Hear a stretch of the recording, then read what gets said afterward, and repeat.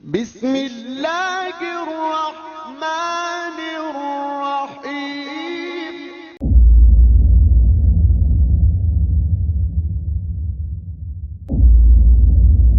محترم سامعین، السلام علیکم ورحمۃ اللہ وبرکاتہ۔ اب ہم آتے ہیں سیدنا ابراہیم علیہ السلام کے قصے کی طرف، لیکن اس سے پہلے یہ وضاحت کر دیں کہ سیدنا ابراہیم علیہ السلام کے واقعے کے ساتھ چند دوسرے انبیاء علیہ السلام کے واقعات بھی وابستہ ہیں، مثلا سیدنا لوط علیہ السلام کا واقعہ، اس لیے کہ یہ سیدنا ابراہیم علیہ السلام کے بھتیجے بھی ہیں اور ان کے پیروکار بھی۔ اسی طرح آپ کے صاحبزادوں سیدنا اسماعیل اور سیدنا اسحاق علیہ السلام کے واقعات ساتھ ساتھ چلتے ہیں۔ اس کی وجہ یہ ہے کہ سیدنا اسماعیل علیہ السلام کی ولادت کے وقت ابراہیم علیہ السلام کی عمر 87 سال تھی، اور سیدنا اسحاق علیہ السلام کی پیدائش کے وقت سیدنا ابراہیم علیہ السلام کی عمر 100 سال تھی، جبکہ سیدنا ابراہیم علیہ السلام کی کل عمر 175 سال ہوئی، اس لیے ان کے واقعات ساتھ ساتھ چلتے ہیں۔ ابراہیم علیہ السلام کا قصہ سناتے ہوئے ان حضرات کا ذکر ساتھ ساتھ ضرور آئے گا، تو آئیے شروع کرتے ہیں قصہ ابراہیم علیہ السلام کا۔ صالح علیہ السلام کے بعد اللہ تعالیٰ نے سیدنا ابراہیم علیہ السلام کو مبعوث فرمایا۔ ابراہیم علیہ السلام جد الانبیاء ہیں، عظیم المرتبت اور اولو العزم پیغمبر ہیں۔ آپ کے والد کا نام طارق تھا، جبکہ اس کا لقب آزر تھا۔ آزر مدد کرنے والے کو کہتے ہیں۔ یہ شخص اپنے قبیلے کے افراد کی مدد کیا کرتا تھا، غمخواری کرتا تھا، اس لیے اس کا لقب آزر مشہور ہو گیا تھا۔ قرآن مجید میں ابراہیم علیہ السلام کا قصہ 73 مقامات پر ذکر ہوا ہے۔ یہ 73 مقامات 25 سورتوں میں ہیں، اور یہ بات ابراہیم علیہ السلام کے بلند مرتبت ہونے پر دلالت کرتی ہے۔ ابراہیم علیہ السلام بھی سام بن نوح علیہ السلام کی نسل سے ہیں۔ آپ کی پیدائش عراق کے مشہور شہر بابل میں ہوئی۔ یہ عراق کے شمال میں واقع تھا اور آج بھی موجود ہے۔ بہت بڑا شہر ہے، اس وقت بھی بڑی آبادی پر مشتمل تھا۔ یہاں بت پرستی عام ہو چکی تھی۔ اللہ تعالی سورۃ العنکبوت آیت 25 میں فرماتے ہیں، ابراہیم نے کہا کہ تم نے جن بتوں کی پرستش اللہ کے سوا کی ہے، انہیں تم نے اپنی آپس کی دنیاوی دوستی کے بنا پر معبود ٹھہرا لیا ہے۔ مطلب یہ کہ وہ لوگ اللہ کی عبادت بتوں کو اللہ کا شریک ٹھہرا کر کرتے تھے۔ ابراہیم علیہ السلام نے اپنے باپ سے اور اپنی قوم سے کہا کہ یہ مورتیاں جن کے تم مجاور بنے بیٹھے ہو کیا ہیں؟ انہوں نے جواب دیا، ہم نے اپنے باپ دادوں کو انہی کی عبادت کرتے پایا ہے۔ اللہ تعالیٰ ان کے بارے میں فرماتے ہیں، اے نبی، انہیں ابراہیم علیہ السلام کا قصہ سنا دو، جبکہ انہوں نے اپنے باپ اور اپنی قوم سے فرمایا، تم کس کی عبادت کرتے ہو؟ کہنے لگے، بتوں کی، ہم تو برابر ان کے مجاور بنے بیٹھے ہیں۔ ابراہیم علیہ السلام نے فرمایا، جب تم انہیں پکارتے ہو تو کیا وہ سنتے بھی ہیں یا تمہیں نفع اور نقصان پہنچا سکتے ہیں؟ انہوں نے کہا، یہ ہم کچھ نہیں جانتے، ہم نے تو اپنے باپ دادوں کو اسی طرح کرتے پایا ہے۔ مطلب یہ کہ یہ بت پرستی انہیں ورثے میں ملی تھی۔ وہ جن معبودوں کی عبادت کرتے تھے، نہ وہ ان کی پکار کو سنتے تھے، نہ ہی ان کے نفع و نقصان پر قادر تھے۔ اسی لیے ابراہیم علیہ السلام انہیں جھنجھوڑ رہے تھے، لیکن اندھی تقلید اور بشری عقل کے بیکار ہو جانے نے انہیں یہ سب سوچنے سے عاری کر دیا تھا۔ اللہ تعالیٰ نے ابراہیم علیہ السلام کی خصوصی رہنمائی فرمائی تھی، جیسا کہ سورۃ الانبیاء آیت 51 میں ہے، اور ہم نے ابراہیم کو پہلے سے ہدایت عطا فرما دی تھی اور ہم اسے جانتے تھے۔ ابراہیم علیہ السلام نے کبھی ایک لمحے کے لیے بھی بتوں کی پوجا نہیں کی تھی۔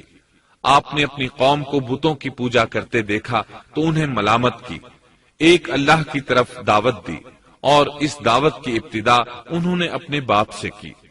اللہ تعالیٰ سورہ مریم میں فرماتے ہیں، اے نبی، کتاب میں ابراہیم کا ذکر کر، بے شک وہ سچا نبی تھا۔ جب اس نے اپنے باپ سے کہا، اے میرے باپ، بے شک مجھے وہ علم عطا ہوا ہے جو تمہیں حاصل نہیں، اس لیے میری اطاعت کریں، میں آپ کو سیدھا راستہ دکھاؤں گا۔ اے میرے باپ، شیطان کی عبادت نہ کریں، بے شک شیطان اللہ کا نافرمان ہے۔ ان بتوں کی عبادت گویا شیطان کی عبادت ہے، اس لیے آپ نے ان معبودوں کو شیطان سے تعبیر کیا۔ فرمایا، اے میرے باپ، بے شک مجھے خوف ہے کہ تم پر اللہ کا عذاب آئے، پھر تم شیطان کے ساتھی ہو جاؤ۔ باپ نے ان کی بات سن کر کہا، اے ابراہیم، کیا تو میرے معبودوں سے پھرا ہوا ہے؟ البتہ اگر تو باز نہ آیا تو میں تجھے سنسار کر دوں گا، اور تو مجھ سے ایک مدت تک دور ہو جا، یعنی مجھ سے اتنا دور ہو جا کہ کبھی مجھے نظر نہ آئے۔ ابراہیم علیہ السلام نے اپنے باپ پر نرمی اور مہربانی کرتے ہوئے ان سے کہا، آپ پر سلامتی ہو، میں اپنے رب سے آپ کے لیے بخشش طلب کرتا رہوں گا۔ لیکن جب بعد میں ان پر واضح ہو گیا کہ وہ تو اللہ کا دشمن ہے تو ابراہیم علیہ السلام اس سے بے تعلق ہو گئے۔ سورہ توبہ آیت 114 میں اللہ فرماتے ہیں، اور ابراہیم کا اپنے والد کے لیے بخشش طلب کرنا ایک وعدے کی وجہ سے تھا جو وہ اس سے کر چکے تھے، لیکن جب انہیں معلوم ہو گیا کہ وہ اللہ کا دشمن ہے تو اس سے بیزار ہو گئے۔ بے شک ابراہیم بڑے نرم اور تحمل والے تھے۔ کسی ایماندار کے لیے جائز نہیں کہ وہ کسی کافر کے لیے دعائے مغفرت کرے، بلکہ مومن پر حرام ہے کہ وہ کسی کافر یا عیسائی وغیرہ کے لیے مغفرت طلب کرے یا اس سے یہ کہے کہ اللہ تجھ پر رحم کرے۔ ابراہیم علیہ السلام کے والد نے انہیں دھمکی دی تھی کہ اگر تم اس دعوت سے باز نہ آئے تو میں تمہیں سنسار کر دوں گا۔ اس کے جواب میں ابراہیم علیہ السلام اپنے والد کے ساتھ انتہائی شفقت سے پیش آئے اور اس سے کہنے لگے، میں آپ کے لیے اپنے رب سے استغفار کرتا رہوں گا، اس لیے کہ آپ اپنے والد پر بے حد مہربان تھے۔ اسی لیے اللہ تعالیٰ بھی ابراہیم علیہ السلام پر بے حد مہربان تھے، اور آپ کا لقب خلیل الرحمن رکھ دیا گیا۔ خلت محبت کا وہ انتہائی درجہ ہے جس کے ساتھ دل محبت سے بھر جاتا ہے، یعنی وہ بہت سے لوگوں سے بڑھ کر اللہ تعالیٰ کو محبوب تھے۔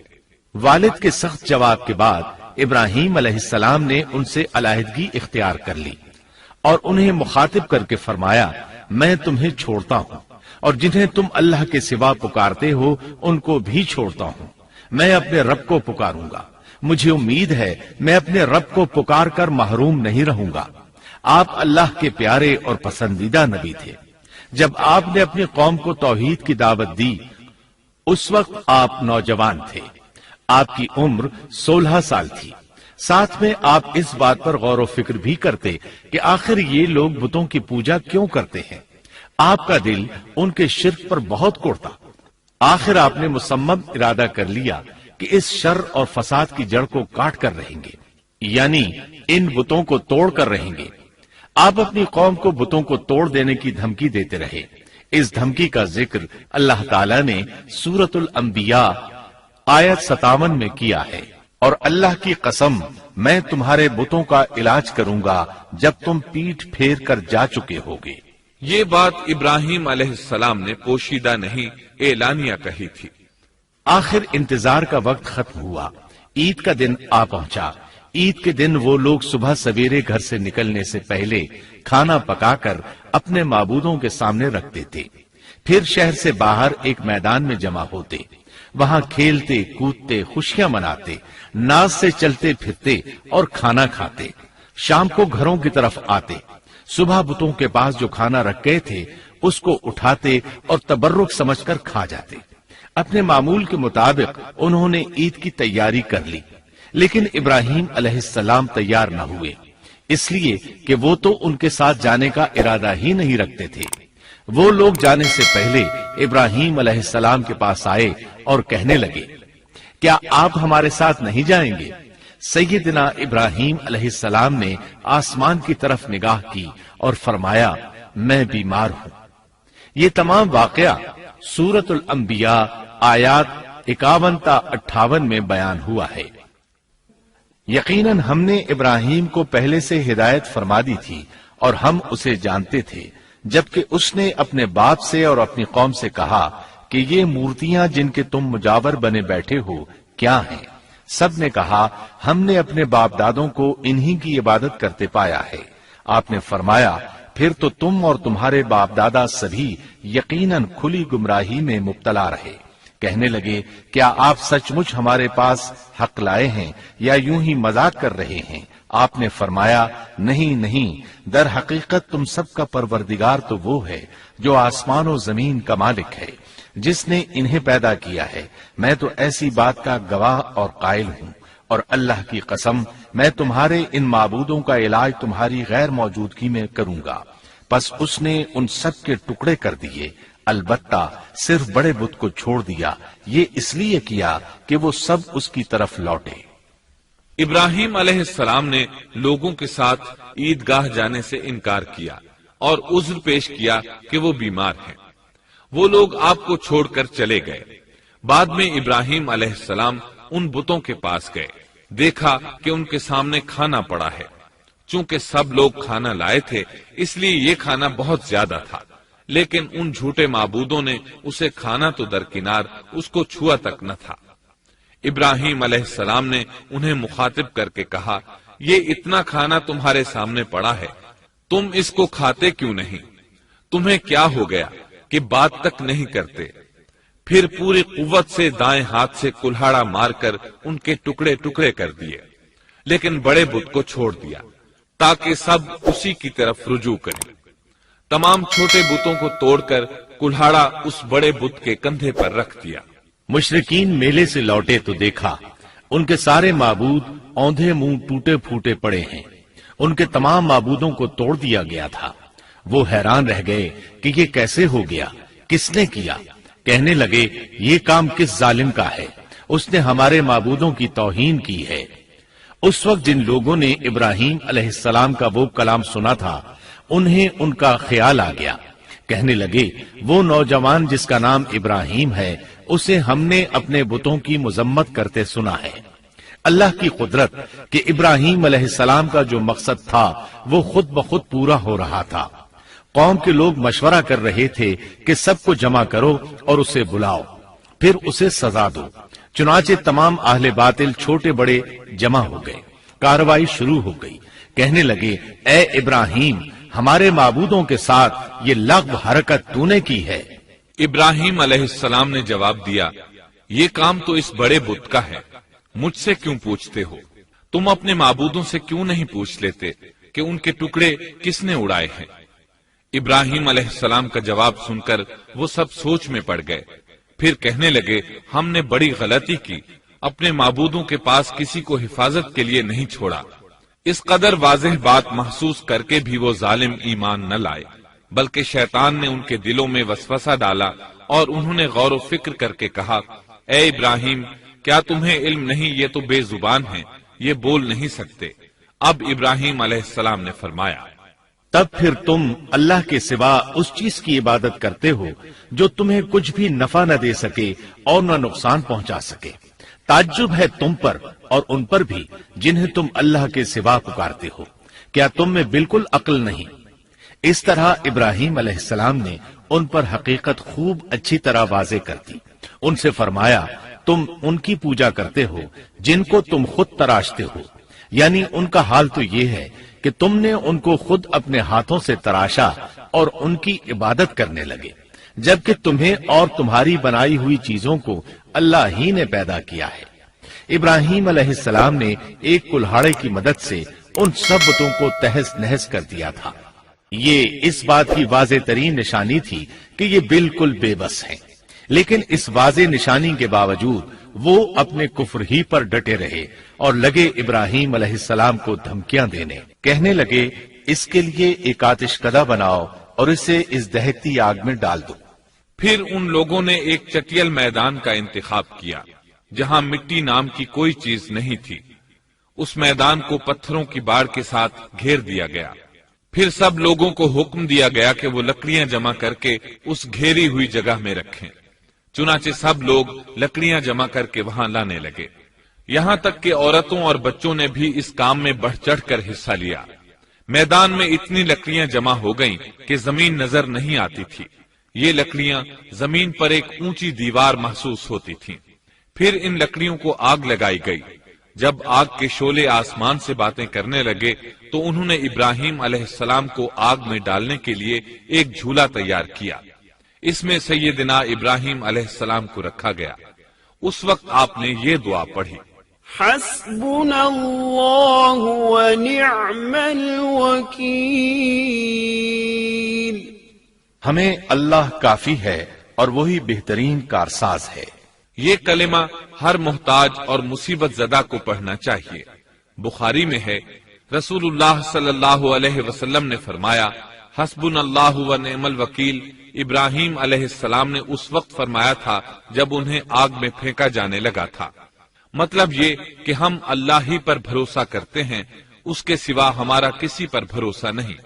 بعض روایات میں یہ بھی ہے کہ جب ابراہیم علیہ السلام کو آگ میں ڈالا جانے لگا تو جبریل علیہ السلام آئے اور کہا، اے ابراہیم، کوئی حاجت ہے تو میں حاضر ہوں۔ ابراہیم علیہ السلام نے فرمایا، اگر تم اپنی مرضی سے آئے ہو تو مجھے تمہاری کوئی ضرورت نہیں۔ ایک دوسری روایت میں ہے کہ بارش کے فرشتے نے حاضر ہو کر کہا تھا، اے ابراہیم، مجھے حکم دیجئے، میں بارش برسا کر اس آگ کو بجھا دوں۔ لیکن ایسی تمام روایات ضعیف ہیں۔ یوں بھی اللہ کا حکم ان سے پہلے کام کرنے والا تھا۔ اللہ تعالیٰ سورہ انبیاء آیت 69 اور 70 میں فرماتے ہیں، ہم نے کہا، اے آگ ابراہیم پر ٹھنڈی ہو جا اور سلامتی والی ہو جا۔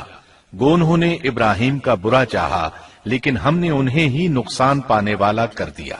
چنانچہ جب ابراہیم علیہ السلام کو آگ میں ڈالا گیا تو وہ ٹھنڈی ہو گئی۔ ابن عباس رضی اللہ عنہما فرماتے ہیں، اگر اللہ تعالیٰ آگ سے یہ نہ فرماتے کہ سلامتی والی ٹھنڈی ہو جا تو وہ اس قدر سرد ہو جاتی کہ اس کی ٹھنڈک سے تکلیف محسوس ہوتی۔ گویا آگ بھی اللہ کے حکم کے بغیر نہیں جلا سکتی، چھری اللہ کے حکم کے بغیر نہیں کاٹ سکتی، اس لیے کہ یہ بھی اللہ کی مخلوق ہیں اور ان کی قدرت بھی اللہ کے پاس ہے۔ وہ چاہے تو ان کو قدرت عطا کر دے، چاہے تو قدرت واپس لے لے۔ آگ کو ٹھنڈا ہونے کا حکم ہوا، وہ ٹھنڈی ہو گئی۔ اس نے نہ ابراہیم علیہ السلام کے کپڑے جلائے، نہ جسم کے کسی حصے کو کوئی نقصان پہنچایا، صرف وہ رسیاں جلائیں جن سے آپ کو باندھا گیا تھا۔ سبحان اللہ۔ لوگ آگ کے گرد اس انتظار میں کھڑے تھے کہ جو ہی انہیں آگ میں پھینکا جائے گا وہ جل کر راکھ ہو جائیں گے، لیکن وہ یہ دیکھ کر حیران رہ گئے کہ ابراہیم علیہ السلام بڑے ناز سے آگ کے درمیان بیٹھے ہیں۔ بعض روایات میں ہے کہ ابراہیم علیہ السلام فرمایا کرتے تھے، مجھے ان دنوں جو راحت اور سکون حاصل تھا ویسا آگ سے نکلنے کے بعد نہیں ہوا۔ لوگ اس معجزے کو دیکھ کر حیرت زدہ تھے۔ پھر ابراہیم علیہ السلام آگ سے نکلے۔ اتنا بڑا معجزہ دیکھنے کے باوجود لوط علیہ السلام کے سوا کوئی شخص پورے بابل شہر سے ان پر ایمان نہ لایا۔ اللہ تعالیٰ فرماتے ہیں، پس ابراہیم پر لوط ایمان لائے۔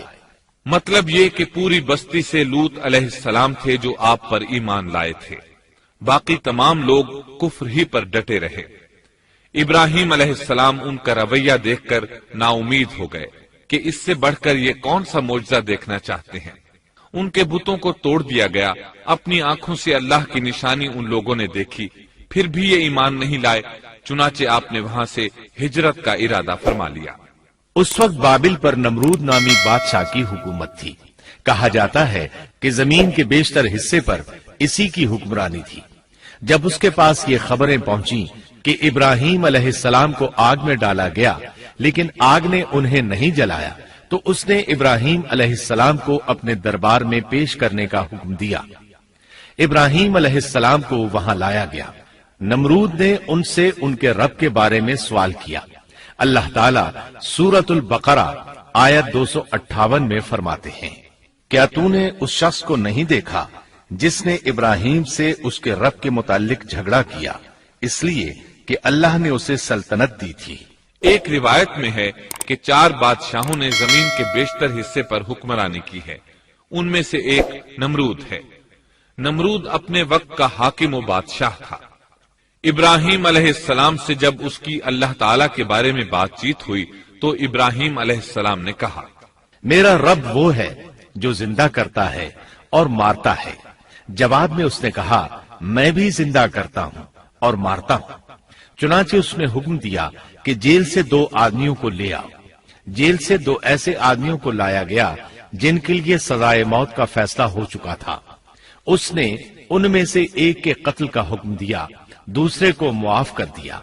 इससे उसने ये साबित करना चाहा कि वो भी जिंदा कर सकता है और मौत दे सकता है, और कहने लगा, देख लो, मेरे हुक्म से लोग मरते हैं और मेरे हुक्म से उन्हें जिंदगी मिलती है।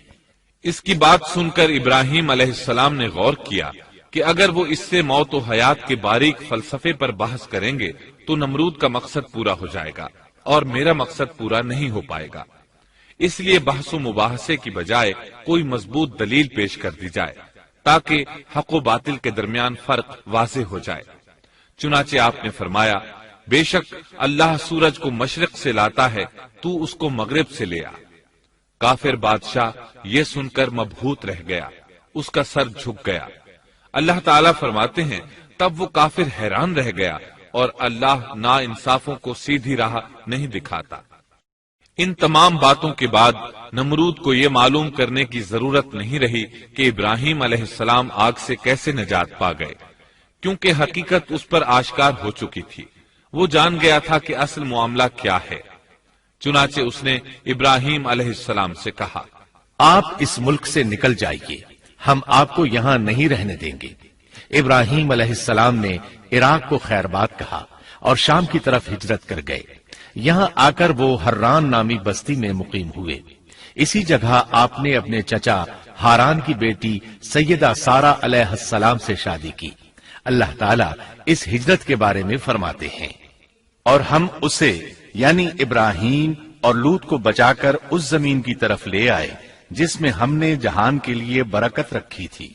जब आप हर्रान के मकाम पर पहुंचे तो वहीं ठहर गए, वहीं रहने लगे। यहाँ आकर आपका शुमार बनु हर्रान में होने लगा। आप लोगों को इसी शहर में रहने की दावत देते। इस शहर के लोग बुतों की पूजा नहीं करते थे, बल्कि सितारों को पूजते थे। इब्राहिम अलैहिस्सलाम ने जब इनकी ये हालत देखी तो इरादा कर लिया कि इन लोगों को बताएंगे कि सितारों की इबादत करना बातिल है। ये लोग चूंकि नजूम परस्त थे, इसलिए इनकी इबादत का वक्त रात को होता था और ये लोग रात के वक्त इबादत करते थे, क्योंकि इनके माबूद यानी सितारे रात ही को तुलू होते हैं। चुनाचे इब्राहिम अलैहिस्सलाम इन्हें ये दिखाने के लिए कि इन चीजों की इबादत बातिल है, एक दिन इनके साथ निकले।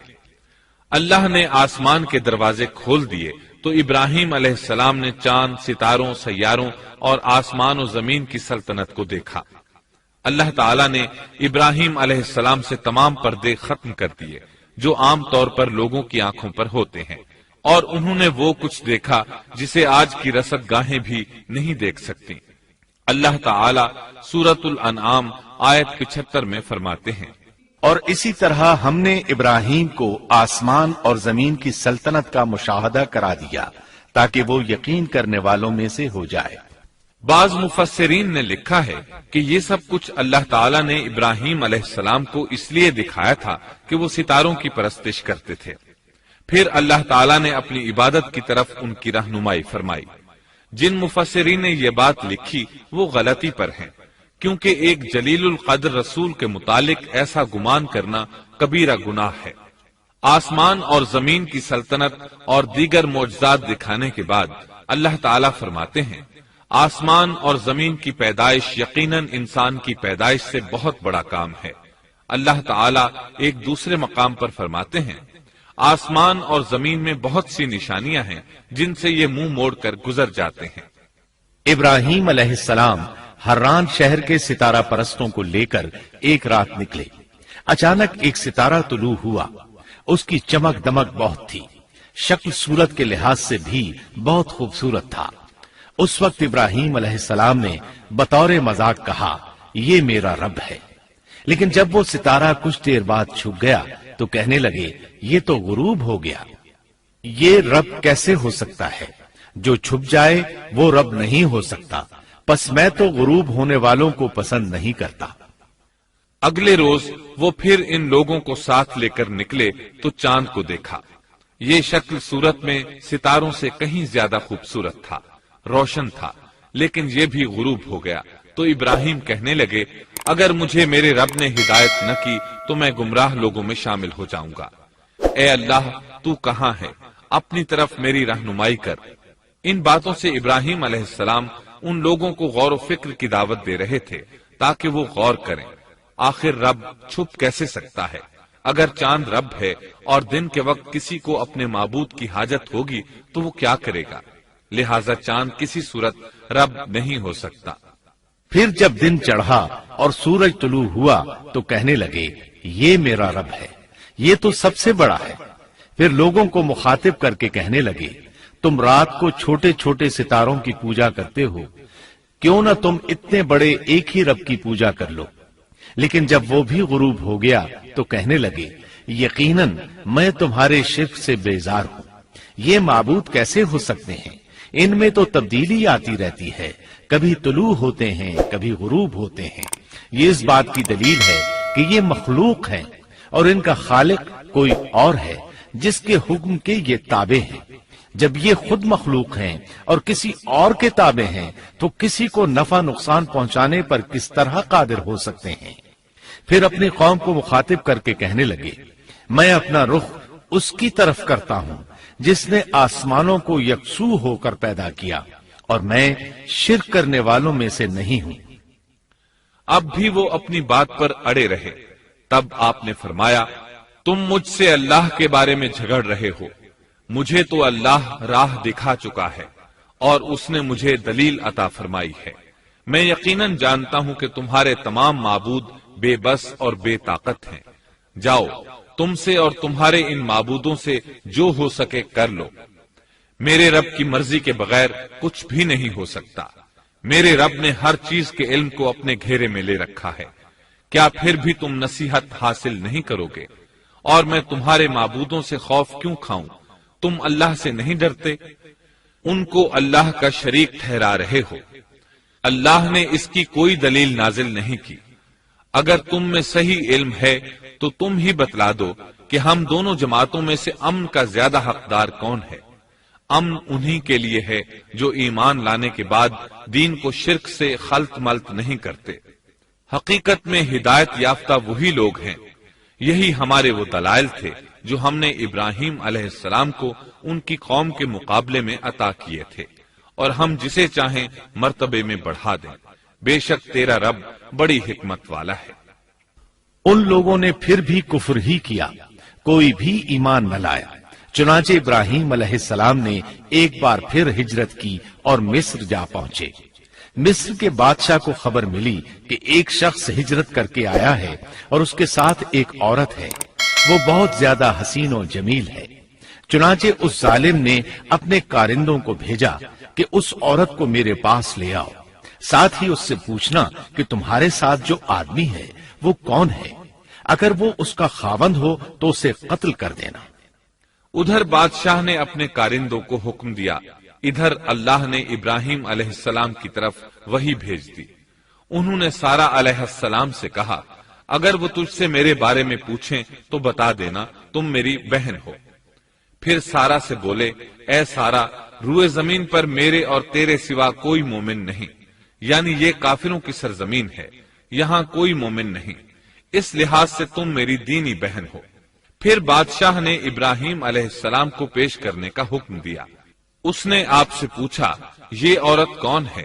آپ نے فرمایا یہ میری بہن ہے۔ اس طرح ابراہیم علیہ السلام کی زندگی میں 3 موقع ایسے آئے کہ انہوں نے اللہ کے دین کی حمایت اور مدافعت کے لیے توریہ کیا۔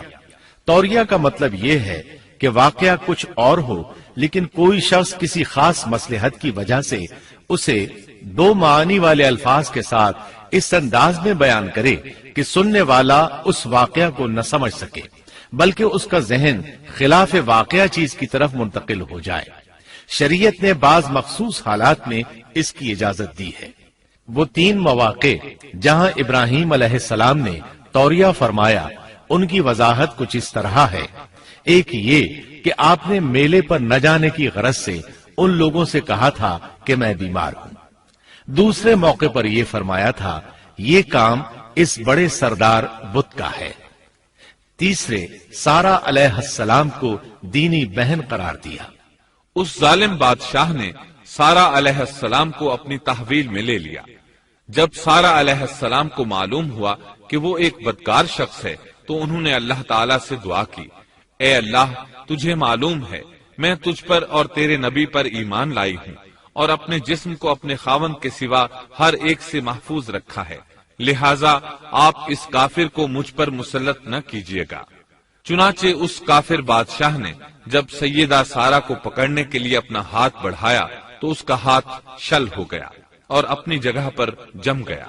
وہ لگا چیخ پکار کرنے، اس میں اتنی طاقت نہ رہی کہ اپنے ہاتھ کو حرکت دے سکے۔ اس کی آواز سن کر اس کے محافظ بھاگے ہوئے آئے، انہوں نے اس کے ہاتھ کو چھڑانا چاہا لیکن چھڑا نہ سکے۔ اس کی یہ حالت دیکھ کر سیدہ سارا خوف زدہ ہو گئی۔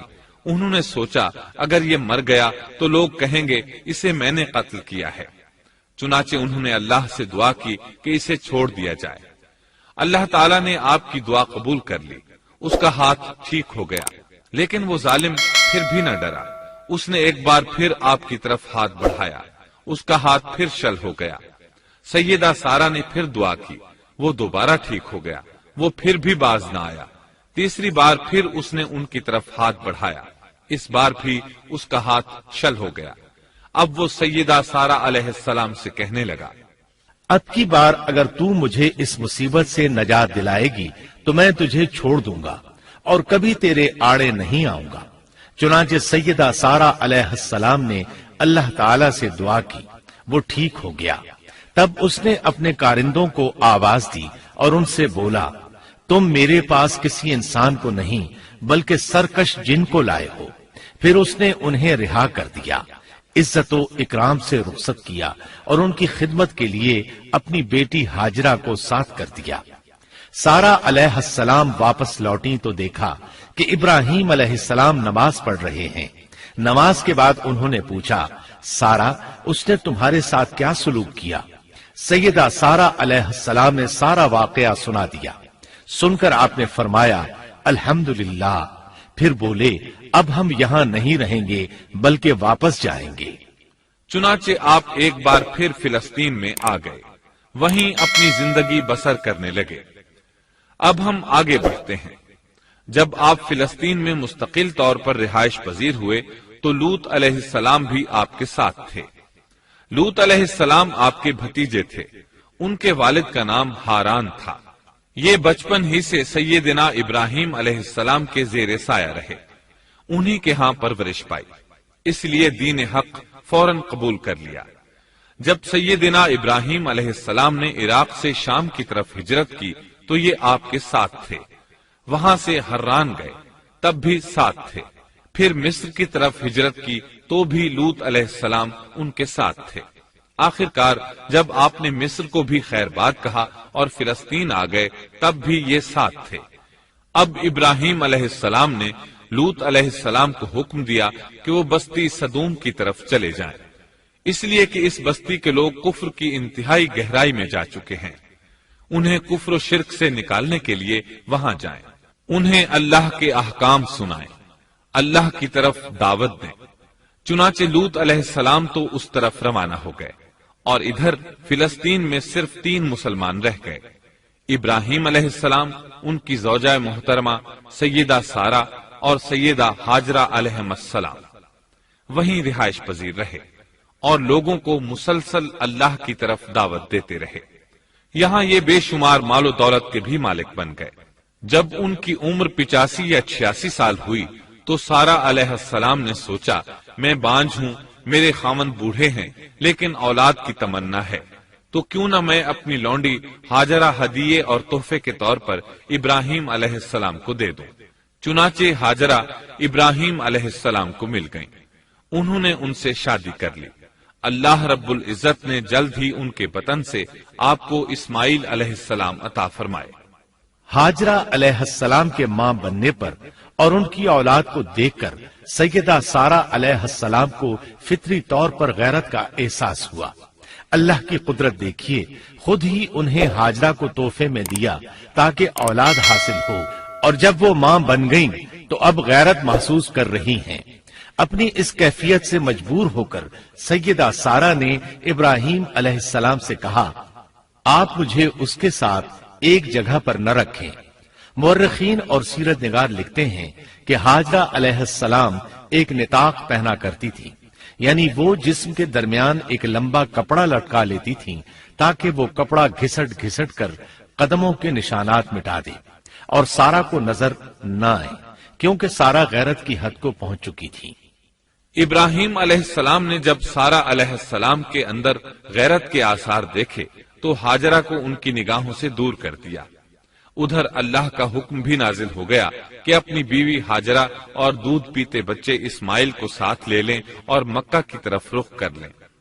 ابراہیم علیہ السلام مکہ کی طرف روانہ ہوئے، یہاں تک کہ مکہ پہنچ گئے۔ یہ جگہ اس وقت بالکل ویران اور بے آباد تھی، نہ کوئی انسان تھا، نہ پانی، نہ نباتات کے آثار تھے، غرض کوئی چیز نظر نہیں آتی تھی۔ بس پہاڑوں کے درمیان ایک بے آب و گیاہ میدان تھا۔ یہی وہ مقدس اور تاریخی وادی تھی جہاں ابراہیم علیہ السلام اپنی زوجہ اور لخت جگر کو چھوڑ کر واپس پلٹے۔ سیدہ ہاجرہ علیہ السلام کو بہت حیرت ہوئی۔ انہیں یہ امید نہیں تھی کہ ان کے خاوند انہیں ایک بے آباد جگہ تنہا چھوڑ کر چل دیں گے۔ اس پر بچے کی ذمہ داری الگ تھی، چنانچہ انہوں نے ابراہیم علیہ السلام کو آواز دی، لیکن انہوں نے مڑ کر بھی نہ دیکھا۔ اب وہ ان کے پیچھے آئیں اور قریب پہنچ کر بولی، اے ابراہیم، ہمیں کہاں چھوڑے جا رہے ہو؟ یہاں نہ پانی، نہ خوراک، نہ کوئی انسان۔ ابراہیم علیہ السلام نے پھر بھی کوئی جواب نہ دیا، کوئی پریشانی بھی ظاہر نہ کی اور چلتے رہے۔ سیدہ ہاجرہ بھی آپ کے پیچھے چلتی رہیں اور پوچھتی رہیں کہ ہمیں کس کے حوالے کر کے جا رہے ہیں؟ یہاں تو کوئی بھی جاندار نہیں، مکمل طور پر بے آباد علاقہ ہے۔ لیکن انہوں نے اب بھی کوئی توجہ نہ دی۔ آخر سیدہ ہاجرہ نے کہا، کیا آپ کو اللہ نے اس کام کا حکم دیا ہے؟ اب آپ نے جواب میں فرمایا، ہاں۔ تب سیدہ ہاجرہ بولی، اگر یہ بات ہے تو اللہ تعالی ہرگز ہمیں ضائع نہیں ہونے دے گا۔ ابراہیم علیہ السلام مکے میں سیدنا اسماعیل علیہ السلام سے ملنے کے لیے آتے رہتے تھے۔ ایک روز آئے تو ان سے کہا، اے میرے بیٹے، اللہ تعالیٰ نے مجھے حکم دیا ہے کہ اس مقام پر اللہ کا گھر تعمیر کرنا۔ اسماعیل علیہ السلام نے فوراً کہا، میں حاضر ہوں۔ اس طرح انہوں نے کھدائی شروع کی۔ ایسے میں انہیں شیش علیہ السلام کی تعمیر کے آثار نظر آئے۔ انہوں نے اس پر تعمیر شروع کر دی۔ ایک روایت میں یہ بھی ہے کہ انہوں نے فرشتوں والی بنیادوں کے آثار بھی دیکھے۔ نبی کریم صلی اللہ علیہ وسلم کی جوانی کے دنوں میں جب مکے کے قریش نے کعبے کی تعمیر نئے سرے سے کی تو انہوں نے اس کی بنیادوں کو گہرا کرنا چاہا۔ وہ کھدائی کرتے ان سبز پتھروں تک پہنچ گئے جو پہاڑوں کی چوٹیوں کی طرح نظر آ رہے تھے۔ انہوں نے ان پتھروں کو نکالنا چاہا۔ ایک شخص نے کدال کے ذریعے ایک پتھر کو باہر نکالا تو اس کے نیچے سے اتنا نور نکلنے لگا کہ قریب تھا وہ شخص اندھا ہو جاتا۔ پھر پتھر خود بخود نیچے جا گرا اور اپنی جگہ پر جم گیا۔ اس کے بعد لوگوں نے ان پتھروں کو ہاتھ نہ لگایا اور تعمیر شروع کر دی۔ قرآن مجید میں تعمیر کعبہ اور بیت اللہ کا تذکرہ اس طرح آیا ہے، اور جب ہم نے بیت اللہ کے مکان میں ابراہیم کو جگہ دی اور فرمایا کہ میرے ساتھ شرک نہ کرنا اور میرے گھر کو طواف، قیام اور رکوع و سجود کرنے والوں کے لیے پاک رکھنا، اور فرمایا بے شک لوگوں کے لیے جو پہلا گھر تعمیر کیا گیا ہے وہ مکہ میں ہے، وہ جہان والوں کے لیے برکت اور ہدایت کا ذریعہ ہے۔ اس میں واضح نشانیاں ہیں، مثلا مقام ابراہیم، تو جو کوئی حرم میں داخل ہوگا وہ امن میں آ جائے گا۔ اور فرمایا، اور یاد کرو اس وقت کو جب ابراہیم کو اس کے پروردگار نے کئی باتوں کے ذریعے آزمایا، وہ ان میں پورے اترے تو اللہ نے فرمایا، میں آپ کو تمام لوگوں کا امام بنا رہا ہوں۔ ابراہیم نے کہا، اے میرے رب، میری اولاد میں سے بھی امام بنائیے۔ جواب میں اللہ نے فرمایا، میرا امامت کا وعدہ ظالم لوگوں کے لیے نہیں ہے۔ اور اس وقت کو یاد کرو جب ہم نے بیت اللہ کو ثواب اور امن کی جگہ بنا دیا اور لوگوں نے مقام ابراہیم کو جائے نماز بنا لیا۔ ہم نے ابراہیم کو حکم دیا کہ میرے گھر کو طواف، اعتکاف، رکوع اور سجود کے لیے پاک رکھو، اور وہ وقت بھی یاد رکھو جب ابراہیم نے دعا کی، اے پروردگار اس شہر کو امن والا بنا دے اور اس کے مومن بندوں کو پھلوں کا رزق عطا کر۔ اللہ تعالیٰ نے فرمایا، میں کافروں کو بھی تھوڑا فائدہ دوں گا، پھر انہیں آگ کے عذاب کی طرف بے بس کر دوں گا، یہ پہنچنے کی جگہ بری ہے۔ اور وہ وقت یاد کرو جب ابراہیم اور اسماعیل بیت اللہ کی بنیادوں کو بلند کر رہے تھے اور دعا مانگ رہے تھے، اے ہمارے رب ہماری محنت کو قبول فرما، تو دعا کو سننے والا جاننے والا ہے، اور ہمیں اپنا فرما بردار بنا، ہماری اولاد میں سے بھی ایک فرما بردار گروہ بنا، اور ہمیں عبادت کا طریقہ سکھا اور ہم پر رجوع فرما، کیونکہ تو ہی توبہ قبول کرنے اور راہ فرمانے والا ہے۔ اے ہمارے رب ان لوگوں میں انہی میں سے ایک رسول بھیج جو ان پر تیری آیات کی تلاوت کرے اور انہیں کتاب و حکمت سکھائے، انہیں پاک کرے، یقیناً تو غالب حکمت والا ہے۔ تعمیر کے دوران جب ابراہیم علیہ السلام اس مقام تک پہنچے جہاں آج حجر اسود ہے تو اللہ تعالیٰ نے جنت سے ایک پتھر بھیجا۔ جب دیواریں انسانی قد کے برابر ہو گئیں تو اسماعیل علیہ السلام ایک پتھر لے آئے۔ اب ابراہیم علیہ السلام اس پتھر پر کھڑے ہوئے، وہ ننگے پاؤں تھے۔ اسی وقت پتھر پگھل گیا، ان کے پاؤں اس کے اندر کسی قدر دھنس گئے، پتھر پر ان کے پیروں کے نشانات آ گئے۔ اسی پتھر کو آج مقام ابراہیم کہا جاتا ہے۔ پہلے یہ پتھر بیت اللہ کی دیواروں کے ساتھ رکھا گیا تھا۔ جب لوگ طواف کے لیے آتے تو سیدنا ابراہیم کے پیروں کے نشانات دیکھنے کے لیے یہاں ہجوم ہو جاتا۔ اس طرح طواف کرنے والوں کو دقت کا سامنا ہوتا۔ سیدنا عمر رضی اللہ عنہ نے صحابہ کرام کے مشورے سے اس پتھر کو اس جگہ سے قدرے ہٹا کر نماز کی صفوں کے قریب کر دیا تاکہ طواف کرنے والوں کو دقت نہ ہو۔ یہ مقام بہت مقدس ہے۔ اللہ نے فرمایا ہے، تم مقام ابراہیم کو جائے نماز مقرر کر لو۔ مقام ابراہیم کے قریب اس کے پیچھے ہو کر نماز پڑھنے کا موقع مل جائے تو لازماً وہاں 2 رکعت ادا کیا کرو، موقع نہ ملے تو پھر پوری مسجد حرام میں طواف سے فراغت والی 2 رکعت پڑھ لیا کرو۔ اس طرح کعبہ تعمیر ہوا۔ تب نیا حکم آیا، لوگوں میں جو استطاعت رکھے اس پر اللہ کے لیے حج بیت اللہ فرض ہے، اور جو شخص جان بوجھ کر اعراض کرے تو اللہ جہانوں سے بے نیاز ہے اور اسے اس کی کوئی پرواہ نہیں۔ ادھر ابراہیم علیہ السلام کو اللہ تعالی کی طرف سے اشارہ ہوا، لوگوں میں حج کا اعلان کر دیں۔ ابراہیم علیہ السلام کہنے لگے، اللہ میری آواز بھلا کس کس تک پہنچے گی؟ جواب آیا، آپ کے ذمے آواز لگانا ہے، پہنچانا ہمارا کام ہے۔ چنانچہ آپ عرفات کے ایک پہاڑ پر چڑھے اور آواز لگائی، لوگو بیت الحرام کا حج کرو۔ اللہ تعالیٰ نے معجزانہ طور پر یہ آواز تمام انسانوں تک پہنچا دی، خواہ وہ پیدا ہوئے تھے یا نہیں۔ دوسرا معجزہ یہ ہوا کہ اللہ نے بیت اللہ اور اس کے حج کی محبت لوگوں کے دلوں میں ڈال دی۔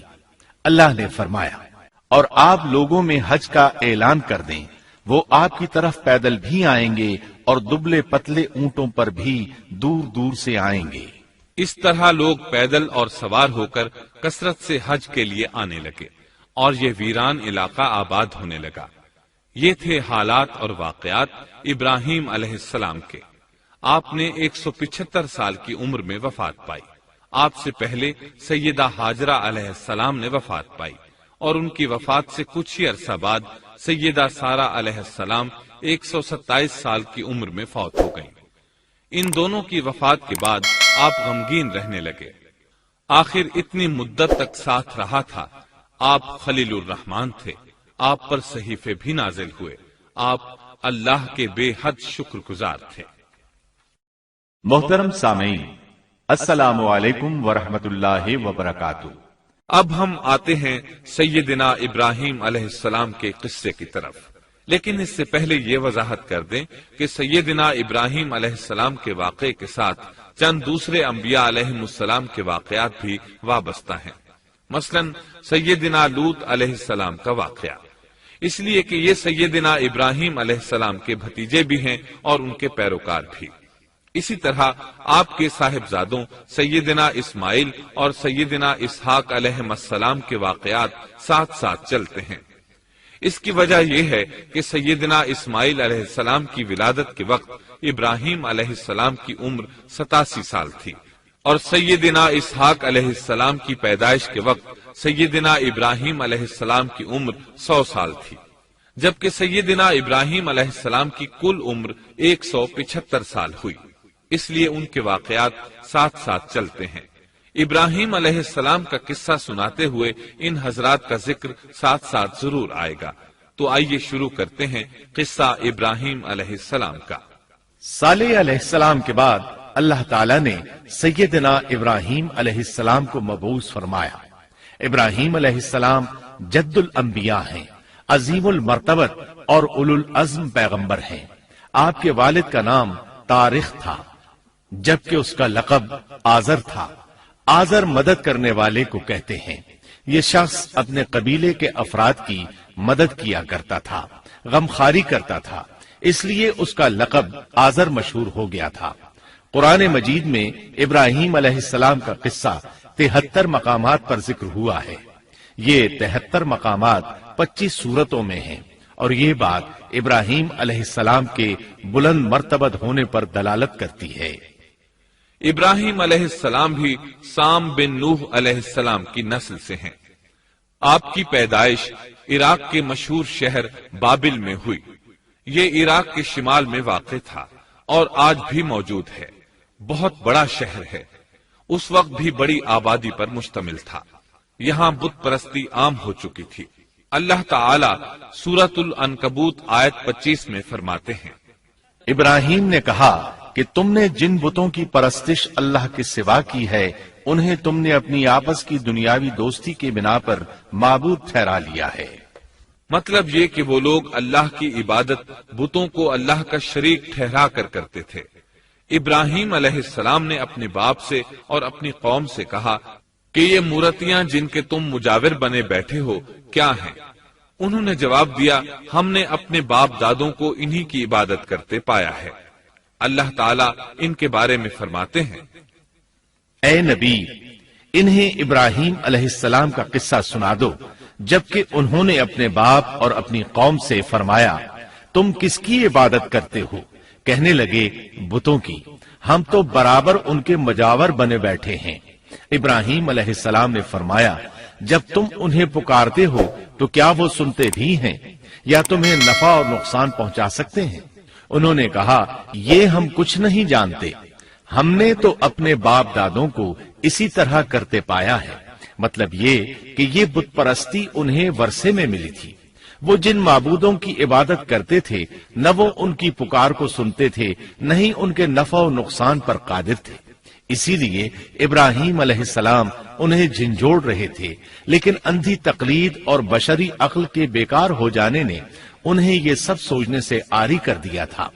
اللہ تعالیٰ نے ابراہیم علیہ السلام کی خصوصی رہنمائی فرمائی تھی، جیسا کہ سورۃ الانبیاء آیت 51 میں ہے، اور ہم نے ابراہیم کو پہلے سے ہدایت عطا فرما دی تھی اور ہم اسے جانتے تھے۔ ابراہیم علیہ السلام نے کبھی ایک لمحے کے لیے بھی بتوں کی پوجا نہیں کی تھی۔ آپ نے اپنی قوم کو بتوں کی پوجا کرتے دیکھا تو انہیں ملامت کی، ایک اللہ کی طرف دعوت دی، اور اس دعوت کی ابتدا انہوں نے اپنے باپ سے کی۔ اللہ تعالی سورہ مریم میں فرماتے ہیں، اے نبی، کتاب میں ابراہیم کا ذکر کر، بے شک وہ سچا نبی تھا۔ جب اس نے اپنے باپ سے کہا، اے میرے باپ، بے شک مجھے وہ علم عطا ہوا ہے جو تمہیں حاصل نہیں، اس لیے میری اطاعت کریں، میں آپ کو سیدھا راستہ دکھاؤں گا۔ اے میرے باپ، شیطان کی عبادت نہ کریں، بے شک شیطان اللہ کا نافرمان ہے۔ ان بتوں کی عبادت گویا شیطان کی عبادت ہے، اس لیے آپ نے ان معبودوں کو شیطان سے تعبیر کیا۔ فرمایا، اے میرے باپ، بے شک مجھے خوف ہے کہ تم پر اللہ کا عذاب آئے، پھر تم شیطان کے ساتھی ہو جاؤ۔ باپ نے ان کی بات سن کر کہا، اے ابراہیم، کیا تو میرے معبودوں سے پھرا ہوا ہے؟ البتہ اگر تو باز نہ آیا تو میں تجھے سنسار کر دوں گا، اور تو مجھ سے ایک مدت تک دور ہو جا، یعنی مجھ سے اتنا دور ہو جا کہ کبھی مجھے نظر نہ آئے۔ ابراہیم علیہ السلام نے اپنے باپ پر نرمی اور مہربانی کرتے ہوئے ان سے کہا، آپ پر سلامتی ہو، میں اپنے رب سے آپ کے لیے بخشش طلب کرتا رہوں گا۔ لیکن جب بعد میں ان پر واضح ہو گیا کہ وہ تو اللہ کا دشمن ہے تو ابراہیم علیہ السلام اس سے بے تعلق ہو گئے۔ سورہ توبہ آیت 114 میں اللہ فرماتے ہیں، اور ابراہیم کا اپنے والد کے لیے بخشش طلب کرنا ایک وعدے کی وجہ سے تھا جو وہ اس سے کر چکے تھے، لیکن جب انہیں معلوم ہو گیا کہ وہ اللہ کا دشمن ہے تو اس سے بیزار ہو گئے۔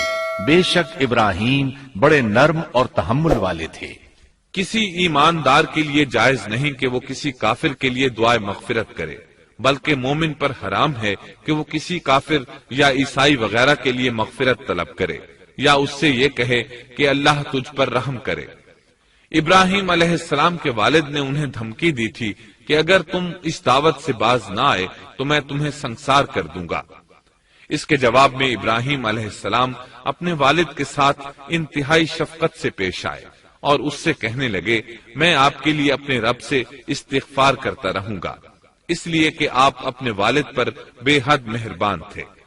اسی لیے اللہ تعالیٰ بھی ابراہیم علیہ السلام پر بے حد مہربان تھے اور آپ کا لقب خلیل الرحمن رکھ دیا گیا۔ خلت محبت کا وہ انتہائی درجہ ہے جس کے ساتھ دل محبت سے بھر جاتا ہے، یعنی وہ بہت سے لوگوں سے بڑھ کر اللہ تعالیٰ کو محبوب تھے۔ والد کے سخت جواب کے بعد ابراہیم علیہ السلام نے ان سے علیحدگی اختیار کر لی اور انہیں مخاطب کر کے فرمایا، میں تمہیں چھوڑتا ہوں اور جنہیں تم اللہ کے سوا پکارتے ہو ان کو بھی چھوڑتا ہوں، میں اپنے رب کو پکاروں گا، مجھے امید ہے میں اپنے رب کو پکار کر محروم نہیں رہوں گا۔ آپ اللہ کے پیارے اور پسندیدہ نبی تھے۔ جب آپ نے اپنی قوم کو توحید کی دعوت دی اس وقت آپ نوجوان تھے، آپ کی عمر 16 سال تھی۔ ساتھ میں آپ اس بات پر غور و فکر بھی کرتے کہ آخر یہ لوگ بتوں کی پوجا کیوں کرتے ہیں۔ آپ کا دل ان کے شرک پر بہت کوڑتا۔ آخر آپ نے مصمم ارادہ کر لیا کہ اس شر اور فساد کی جڑ کو کاٹ کر رہیں گے، یعنی ان بتوں کو توڑ کر رہیں گے۔ آپ اپنی قوم کو بتوں کو توڑ دینے کی دھمکی دیتے رہے۔ اس دھمکی کا ذکر اللہ تعالیٰ نے سورۃ الانبیاء آیت 57 میں کیا ہے، اور اللہ کی قسم میں تمہارے بتوں کا علاج کروں گا جب تم پیٹھ پھیر کر جا چکے ہوگے۔ یہ بات ابراہیم علیہ السلام نے پوشیدہ نہیں اعلانیہ کہی تھی۔ آخر انتظار کا وقت ختم ہوا، عید کا دن آ پہنچا۔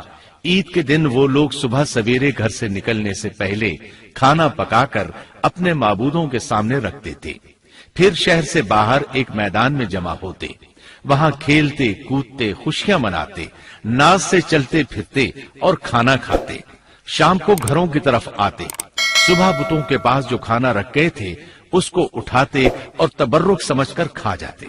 اپنے معمول کے مطابق انہوں نے عید کی تیاری کر لی، لیکن ابراہیم علیہ السلام تیار نہ ہوئے، اس لیے کہ وہ تو ان کے ساتھ جانے کا ارادہ ہی نہیں رکھتے تھے۔ وہ لوگ جانے سے پہلے ابراہیم علیہ السلام کے پاس آئے اور کہنے لگے، کیا آپ ہمارے ساتھ نہیں جائیں گے؟ سیدنا ابراہیم علیہ السلام نے آسمان کی طرف نگاہ کی اور فرمایا، میں بیمار ہوں۔ یہ تمام واقعہ سورۃ الانبیاء آیات 51 تا 58 میں بیان ہوا ہے۔ یقیناً ہم نے ابراہیم کو پہلے سے ہدایت فرما دی تھی اور ہم اسے جانتے تھے، جبکہ اس نے اپنے باپ سے اور اپنی قوم سے کہا کہ یہ مورتیاں جن کے تم مجاور بنے بیٹھے ہو کیا ہیں؟ سب نے کہا، ہم نے اپنے باپ دادوں کو انہی کی عبادت کرتے پایا ہے۔ آپ نے فرمایا، پھر تو تم اور تمہارے باپ دادا سبھی یقیناً کھلی گمراہی میں مبتلا رہے۔ کہنے لگے، کیا آپ سچ مچ ہمارے پاس حق لائے ہیں یا یوں ہی مذاق کر رہے ہیں؟ آپ نے فرمایا، نہیں نہیں، در حقیقت تم سب کا پروردگار تو وہ ہے جو آسمان و زمین کا مالک ہے، جس نے انہیں پیدا کیا ہے۔ میں تو ایسی بات کا گواہ اور قائل ہوں، اور اللہ کی قسم میں تمہارے ان معبودوں کا علاج تمہاری غیر موجودگی میں کروں گا۔ پس اس نے ان سب کے ٹکڑے کر دیے، البتہ صرف بڑے بت کو چھوڑ دیا، یہ اس لیے کیا کہ وہ سب اس کی طرف لوٹے۔ ابراہیم علیہ السلام نے لوگوں کے ساتھ عیدگاہ جانے سے انکار کیا اور عذر پیش کیا کہ وہ بیمار ہیں۔ وہ لوگ آپ کو چھوڑ کر چلے گئے۔ بعد میں ابراہیم علیہ السلام ان بتوں کے پاس گئے، دیکھا کہ ان کے سامنے کھانا پڑا ہے۔ چونکہ سب لوگ کھانا لائے تھے اس لیے یہ کھانا بہت زیادہ تھا، لیکن ان جھوٹے معبودوں نے اسے کھانا تو درکنار اس کو چھوا تک نہ تھا۔ ابراہیم علیہ السلام نے انہیں مخاطب کر کے کہا، یہ اتنا کھانا تمہارے سامنے پڑا ہے، تم اس کو کھاتے کیوں نہیں؟ تمہیں کیا ہو گیا کہ بات تک نہیں کرتے؟ پھر پوری قوت سے دائیں ہاتھ سے کلہاڑا مار کر ان کے ٹکڑے ٹکڑے کر دیے، لیکن بڑے بت کو چھوڑ دیا تاکہ سب اسی کی طرف رجوع کریں۔ تمام چھوٹے بتوں کو توڑ کر کلہاڑا اس بڑے بت کے کندھے پر رکھ دیا۔ مشرکین میلے سے لوٹے تو دیکھا ان کے سارے معبود اوندھے منہ ٹوٹے پھوٹے پڑے ہیں، ان کے تمام معبودوں کو توڑ دیا گیا تھا۔ وہ حیران رہ گئے کہ یہ کیسے ہو گیا، کس نے کیا؟ کہنے لگے، یہ کام کس ظالم کا ہے؟ اس نے ہمارے معبودوں کی توہین کی ہے۔ اس وقت جن لوگوں نے ابراہیم علیہ السلام کا وہ کلام سنا تھا انہیں ان کا خیال آ گیا۔ کہنے لگے، وہ نوجوان جس کا نام ابراہیم ہے اسے ہم نے اپنے بتوں کی مذمت کرتے سنا ہے۔ اللہ کی قدرت کہ ابراہیم علیہ السلام کا جو مقصد تھا وہ خود بخود پورا ہو رہا تھا۔ قوم کے لوگ مشورہ کر رہے تھے کہ سب کو جمع کرو اور اسے بلاؤ، پھر اسے سزا دو۔ چنانچہ تمام اہل باطل چھوٹے بڑے جمع ہو گئے، کارروائی شروع ہو گئی۔ کہنے لگے، اے ابراہیم، ہمارے معبودوں کے ساتھ یہ لغو حرکت تو نے کی ہے۔ ابراہیم علیہ السلام نے جواب دیا، یہ کام تو اس بڑے بت کا ہے، مجھ سے کیوں پوچھتے ہو؟ تم اپنے معبودوں سے کیوں نہیں پوچھ لیتے کہ ان کے ٹکڑے کس نے اڑائے ہیں؟ ابراہیم علیہ السلام کا جواب سن کر وہ سب سوچ میں پڑ گئے، پھر کہنے لگے، ہم نے بڑی غلطی کی، اپنے معبودوں کے پاس کسی کو حفاظت کے لیے نہیں چھوڑا۔ اس قدر واضح بات محسوس کر کے بھی وہ ظالم ایمان نہ لائے، بلکہ شیطان نے ان کے دلوں میں وسوسہ ڈالا اور انہوں نے غور و فکر کر کے کہا، اے ابراہیم، کیا تمہیں علم نہیں، یہ تو بے زبان ہیں، یہ بول نہیں سکتے۔ اب ابراہیم علیہ السلام نے فرمایا، تب پھر تم اللہ کے سوا اس چیز کی عبادت کرتے ہو جو تمہیں کچھ بھی نفع نہ دے سکے اور نہ نقصان پہنچا سکے۔ تعجب ہے تم پر اور ان پر بھی جنہیں تم اللہ کے سوا پکارتے ہو، کیا تم میں بالکل عقل نہیں؟ اس طرح ابراہیم علیہ السلام نے ان پر حقیقت خوب اچھی طرح واضح کر دی۔ ان سے فرمایا، تم ان کی پوجا کرتے ہو جن کو تم خود تراشتے ہو، یعنی ان کا حال تو یہ ہے کہ تم نے ان کو خود اپنے ہاتھوں سے تراشا اور ان کی عبادت کرنے لگے، جبکہ تمہیں اور تمہاری بنائی ہوئی چیزوں کو اللہ ہی نے پیدا کیا ہے۔ ابراہیم علیہ السلام نے ایک کلہاڑے کی مدد سے ان سب بتوں کو تہس نہس کر دیا تھا۔ یہ اس بات کی واضح ترین نشانی تھی کہ یہ بالکل بے بس ہیں، لیکن اس واضح نشانی کے باوجود وہ اپنے کفر ہی پر ڈٹے رہے اور لگے ابراہیم علیہ السلام کو دھمکیاں دینے۔ کہنے لگے، اس کے لیے ایک آتش کدہ بناؤ اور اسے اس دہکتی آگ میں ڈال دو۔ پھر ان لوگوں نے ایک چٹیل میدان کا انتخاب کیا جہاں مٹی نام کی کوئی چیز نہیں تھی۔ اس میدان کو پتھروں کی باڑ کے ساتھ گھیر دیا گیا۔ پھر سب لوگوں کو حکم دیا گیا کہ وہ لکڑیاں جمع کر کے اس گھیری ہوئی جگہ میں رکھیں۔ چنانچہ سب لوگ لکڑیاں جمع کر کے وہاں لانے لگے، یہاں تک کہ عورتوں اور بچوں نے بھی اس کام میں بڑھ چڑھ کر حصہ لیا۔ میدان میں اتنی لکڑیاں جمع ہو گئیں کہ زمین نظر نہیں آتی تھی۔ یہ لکڑیاں زمین پر ایک اونچی دیوار محسوس ہوتی تھیں۔ پھر ان لکڑیوں کو آگ لگائی گئی۔ جب آگ کے شعلے آسمان سے باتیں کرنے لگے تو انہوں نے ابراہیم علیہ السلام کو آگ میں ڈالنے کے لیے ایک جھولا تیار کیا۔ اس میں سیدنا ابراہیم علیہ السلام کو رکھا گیا۔ اس وقت آپ نے یہ دعا پڑھی، حسبنا اللہ ونعم الوکیل۔ ہمیں اللہ کافی ہے اور وہی بہترین کارساز ہے۔ یہ کلمہ ہر محتاج اور مصیبت زدہ کو پڑھنا چاہیے۔ بخاری میں ہے، رسول اللہ صلی اللہ علیہ وسلم نے فرمایا، حسبنا اللہ ونعم الوکیل ابراہیم علیہ السلام نے اس وقت فرمایا تھا جب انہیں آگ میں پھینکا جانے لگا تھا۔ مطلب یہ کہ ہم اللہ ہی پر بھروسہ کرتے ہیں، اس کے سوا ہمارا کسی پر بھروسہ نہیں۔ بعض روایات میں یہ بھی ہے کہ جب ابراہیم علیہ السلام کو آگ میں ڈالا جانے لگا تو جبریل علیہ السلام آئے اور کہا، اے ابراہیم، کوئی حاجت ہے تو میں حاضر ہوں۔ ابراہیم علیہ السلام نے فرمایا، اگر تم اپنی مرضی سے آئے ہو تو مجھے تمہاری کوئی ضرورت نہیں۔ ایک دوسری روایت میں ہے کہ بارش کے فرشتے نے حاضر ہو کر کہا تھا، اے ابراہیم، مجھے حکم دیجئے میں بارش برسا کر اس آگ کو بجھا دوں۔ لیکن ایسی تمام روایات ضعیف ہیں۔ یوں بھی اللہ کا حکم ان سے پہلے کام کرنے والا تھا۔ اللہ تعالی سورہ انبیاء آیت 69 اور 70 میں فرماتے ہیں، ہم نے کہا، اے آگ ابراہیم پر ٹھنڈی ہو جا اور سلامتی والی ہو جا۔ گو انہوں نے ابراہیم کا برا چاہا، لیکن ہم نے انہیں ہی نقصان پانے والا کر دیا۔ چنانچہ جب ابراہیم علیہ السلام کو آگ میں ڈالا گیا تو وہ ٹھنڈی ہو گئی۔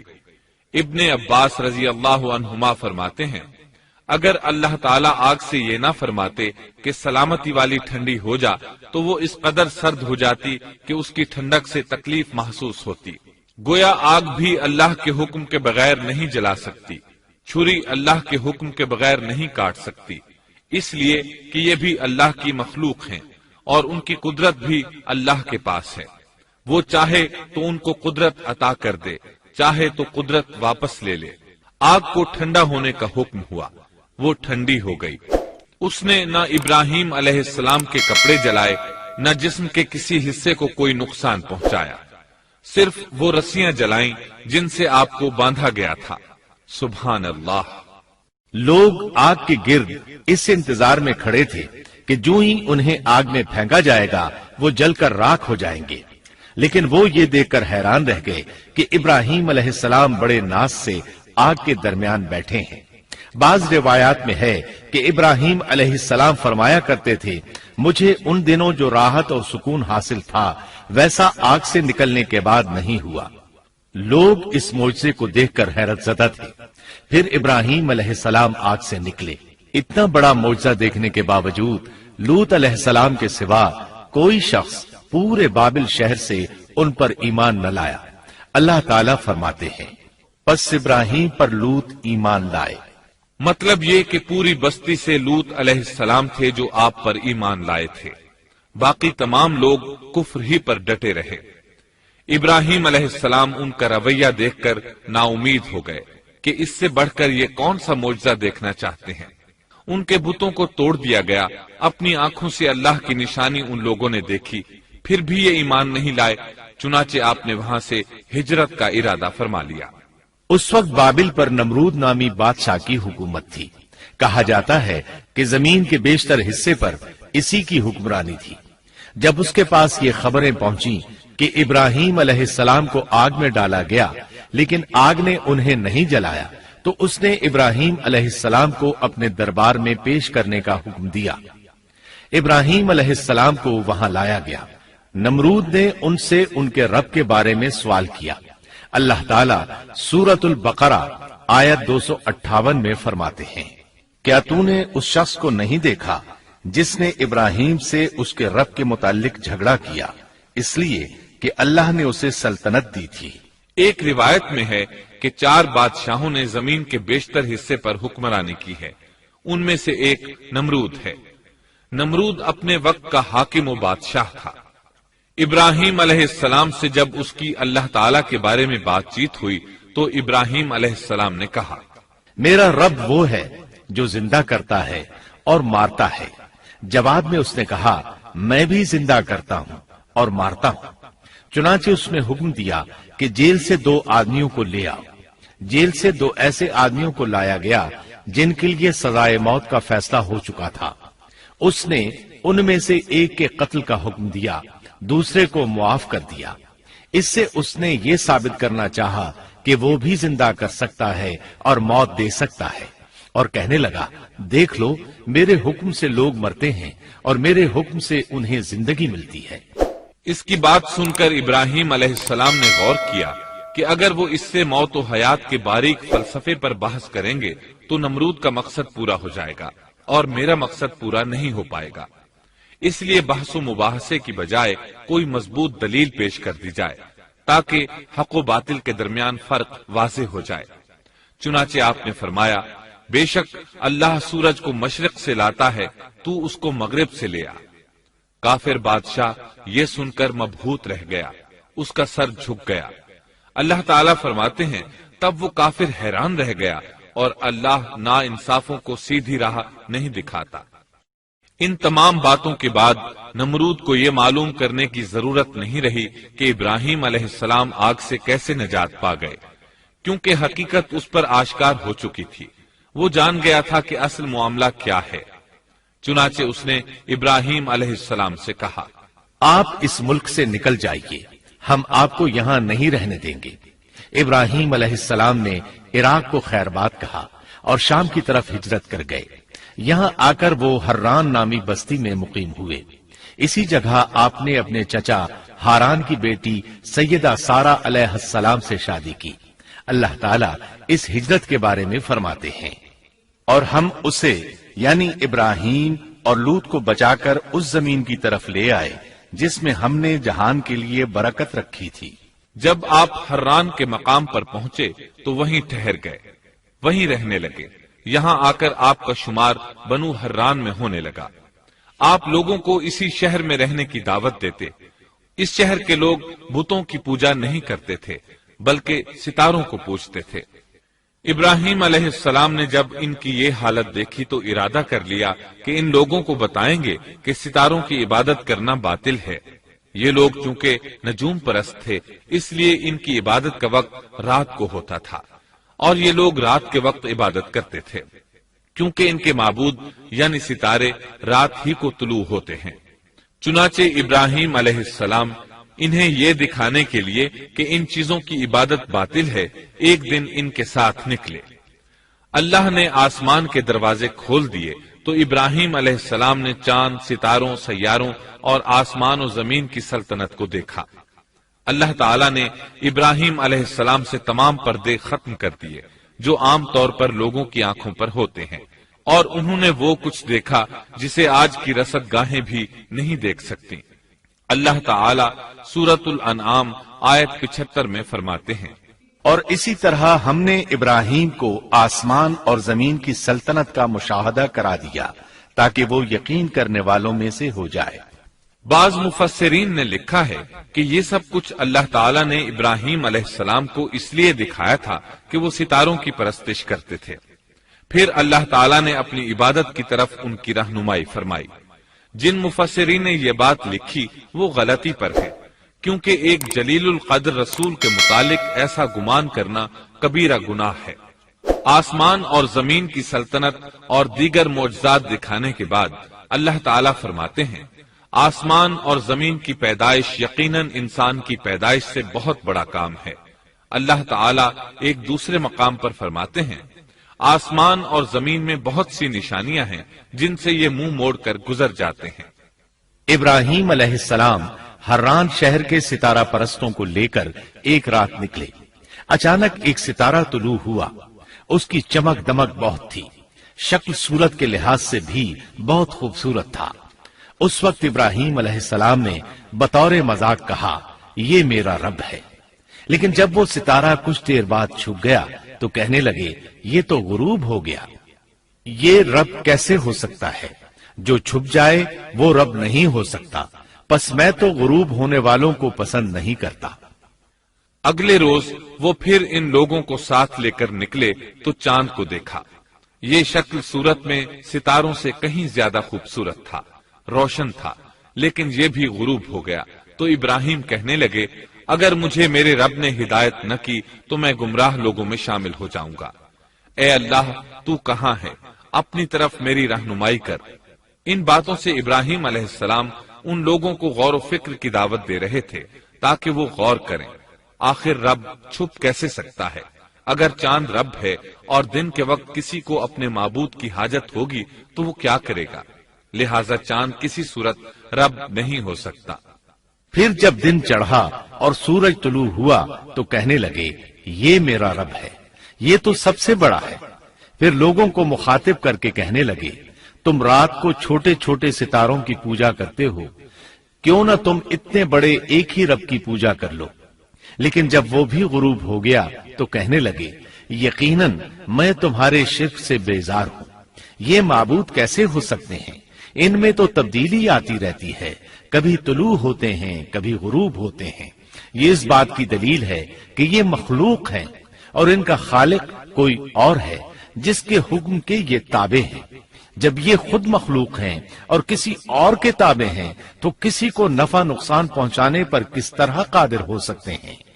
پھر اپنی قوم کو مخاطب کر کے کہنے لگے میں اپنا رخ اس کی طرف کرتا ہوں جس نے آسمانوں کو یکسو ہو کر پیدا کیا، اور میں شرک کرنے والوں میں سے نہیں ہوں۔ اب بھی وہ اپنی بات پر اڑے رہے۔ تب آپ نے فرمایا تم مجھ سے اللہ کے بارے میں جھگڑ رہے ہو، مجھے تو اللہ راہ دکھا چکا ہے اور اس نے مجھے دلیل عطا فرمائی ہے۔ میں یقیناً جانتا ہوں کہ تمہارے تمام معبود بے بس اور بے طاقت ہیں۔ جاؤ تم سے اور تمہارے ان معبودوں سے جو ہو سکے کر لو، میرے رب کی مرضی کے بغیر کچھ بھی نہیں ہو سکتا۔ میرے رب نے ہر چیز کے علم کو اپنے گھیرے میں لے رکھا ہے، کیا پھر بھی تم نصیحت حاصل نہیں کرو گے؟ اور میں تمہارے معبودوں سے خوف کیوں کھاؤں؟ تم اللہ سے نہیں ڈرتے؟ ان کو اللہ کا شریک ٹھہرا رہے ہو۔ اللہ نے اس کی کوئی دلیل نازل نہیں کی۔ اگر تم میں صحیح علم ہے تو تم ہی بتلا دو کہ ہم دونوں جماعتوں میں سے امن کا زیادہ حقدار کون ہے۔ امن انہی کے لیے ہے جو ایمان لانے کے بعد دین کو شرک سے خلط ملط نہیں کرتے۔ حقیقت میں ہدایت یافتہ وہی لوگ ہیں۔ یہی ہمارے وہ دلائل تھے جو ہم نے ابراہیم علیہ السلام کو ان کی قوم کے مقابلے میں عطا کیے تھے، اور ہم جسے چاہیں مرتبے میں بڑھا دیں۔ بے شک تیرا رب بڑی حکمت والا ہے۔ ان لوگوں نے پھر بھی کفر ہی کیا، کوئی بھی ایمان نہ لایا۔ چنانچہ ابراہیم علیہ السلام نے ایک بار پھر ہجرت کی اور مصر جا پہنچے۔ مصر کے بادشاہ کو خبر ملی کہ ایک شخص ہجرت کر کے آیا ہے اور اس کے ساتھ ایک عورت ہے، وہ بہت زیادہ حسین و جمیل ہے۔ چنانچہ اس ظالم نے اپنے کارندوں کو بھیجا کہ اس عورت کو میرے پاس لے آؤ، ساتھ ہی اس سے پوچھنا کہ تمہارے ساتھ جو آدمی ہے وہ کون ہے، اگر وہ اس کا خاوند ہو تو اسے قتل کر دینا۔ ادھر بادشاہ نے اپنے کارندوں کو حکم دیا، ادھر اللہ نے ابراہیم علیہ السلام کی طرف وحی بھیج دی۔ انہوں نے سارا علیہ السلام سے کہا اگر وہ تجھ سے میرے بارے میں پوچھیں تو بتا دینا تم میری بہن ہو۔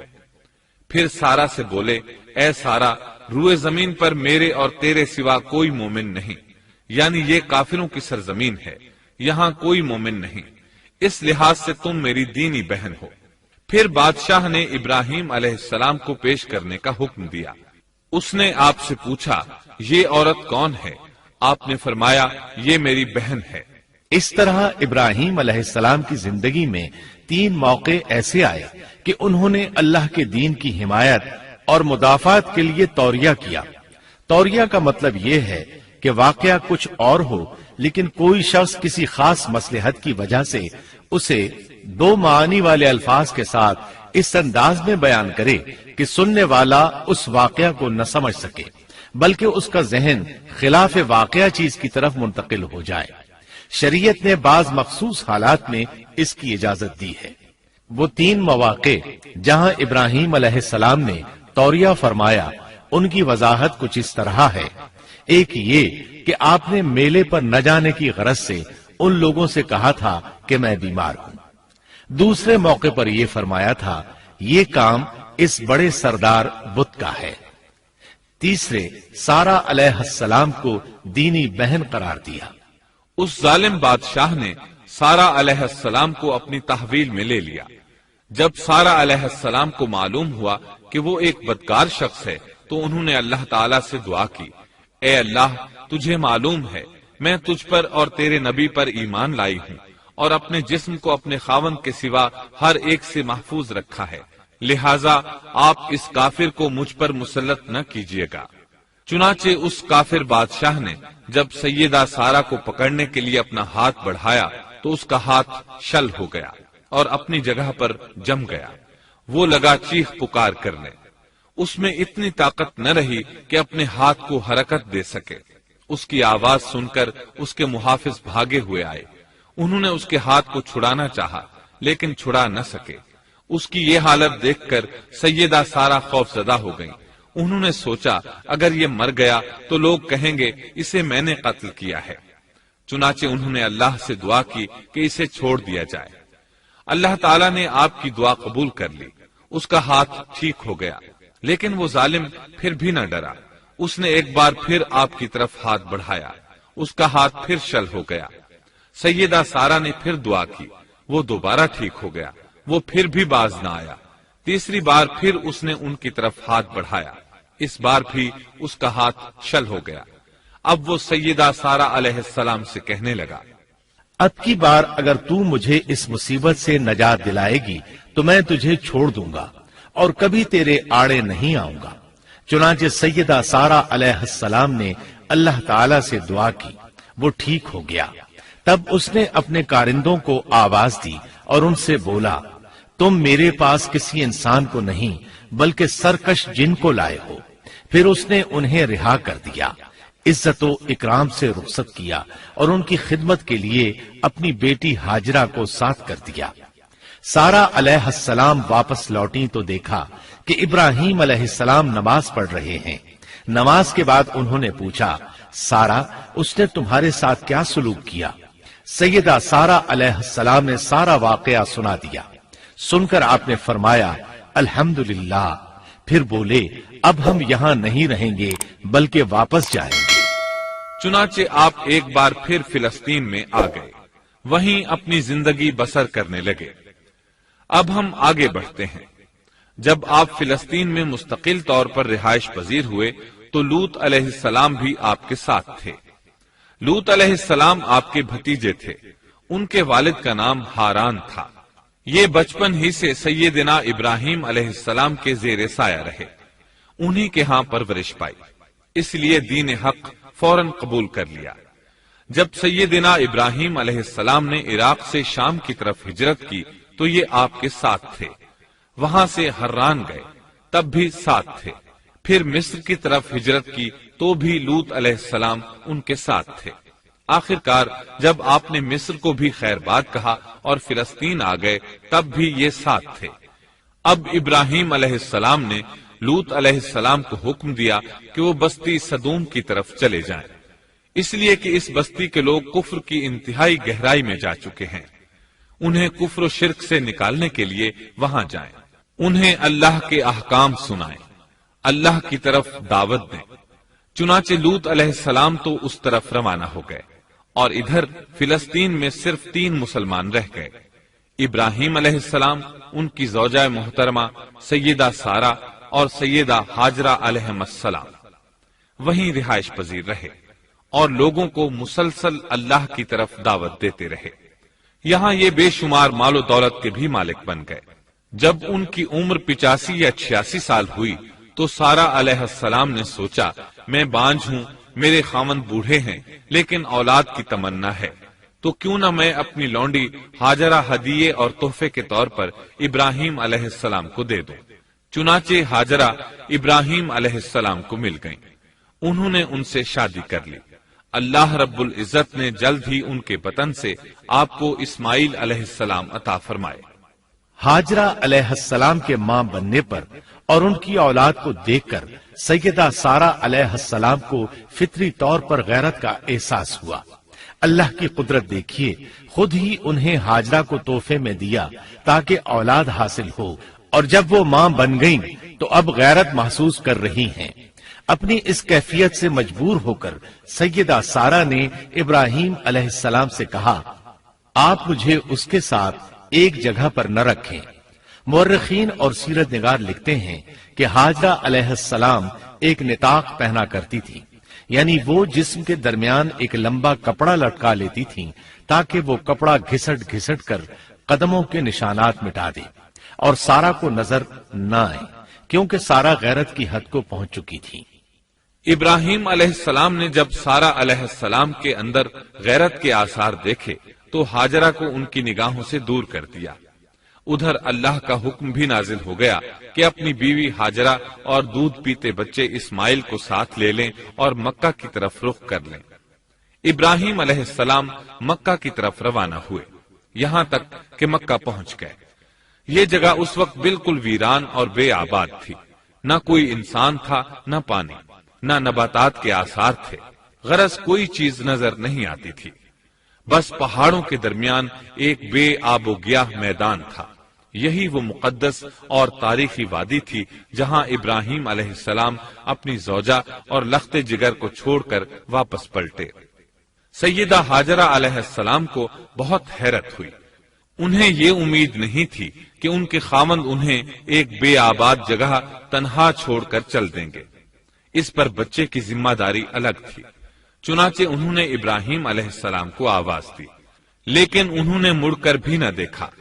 اب وہ ان کے پیچھے آئیں اور قریب پہنچ کر بولی، اے ابراہیم، ہمیں کہاں چھوڑے جا رہے ہو؟ یہاں نہ پانی، نہ خوراک، نہ کوئی انسان۔ ابراہیم علیہ السلام نے پھر بھی کوئی جواب نہ دیا، کوئی پریشانی بھی ظاہر نہ کی اور چلتے رہے۔ سیدہ ہاجرہ بھی آپ کے پیچھے چلتی رہیں اور پوچھتی رہیں کہ ہمیں کس کے حوالے کر کے جا رہے ہیں؟ یہاں تو کوئی بھی جاندار نہیں، مکمل طور پر بے آباد علاقہ ہے۔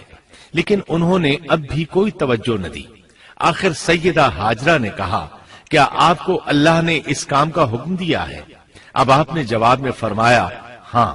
تب سیدہ ہاجرہ بولی، اگر یہ بات ہے تو اللہ تعالی ہرگز ہمیں ضائع نہیں ہونے دے گا۔ ابراہیم علیہ السلام مکے میں سیدنا اسماعیل علیہ السلام سے ملنے کے لیے آتے رہتے تھے۔